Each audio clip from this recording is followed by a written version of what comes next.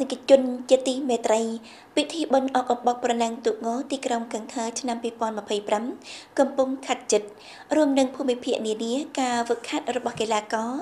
កែប្រែជួសជុលគ្រឿងមធ្យោបាយប្រកួតរបស់ក្រុមទូកងនៅឃុំកេសាច់និងឃុំថើយអាំងហុយក៏កំពុងប្រញាប់ប្រញាល់និងឃ្លាវខ្លាដោយបដិញ្ញាចិត្តខ្ពស់ដើម្បីចូលរួមថ្ងៃបុណ្យធំពិសេសគឺការវិលមកខ្សែប្រណាំងរបស់វត្តពរខ្សាច់បន្តពីជិត1ទសវត្សរ៍អវត្តមាន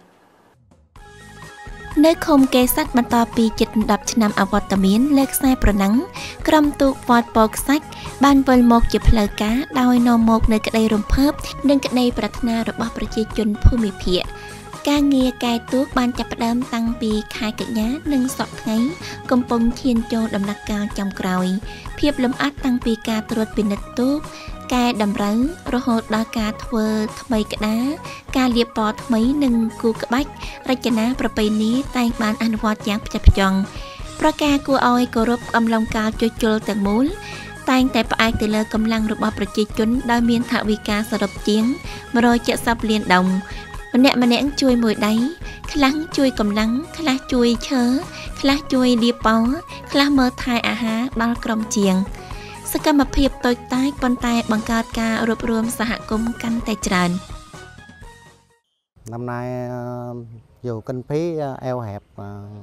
ឆ្នាំនេះទោះបីថាវិការមានកំណត់ក៏ដោយប៉ុន្តែគ្រូបង្វឹកនិងកីឡាករប្រឹងប្រែងជួសជុលនិងកែលម្អទូកដើម្បីចូលរួមប្រកួតមេមានភូមិភាគកីឡាកររីករាយយ៉ាងខ្លាំងពេលឃើញក្រុមទូកវិលមកវិញបន្ទាប់ពីអវត្តមានជិត10ឆ្នាំកីឡាករបដិញ្ញាចិត្តដើម្បីសម្រេចបានស្នាដៃខ្ពស់ក្នុងពិធីបុណ្យឆ្នាំនេះ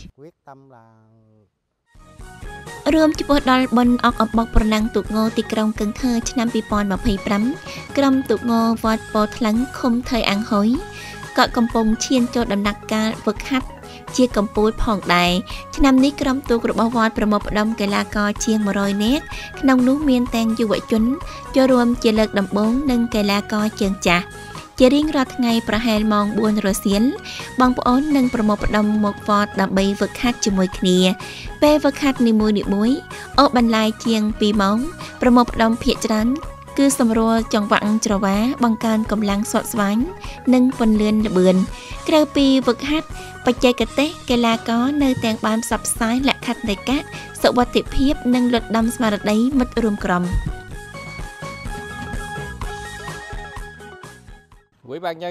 គណៈកម្មាធិការប្រជាជនឃុំថើយអាំងហុយបង្កើតគណៈរៀបចំ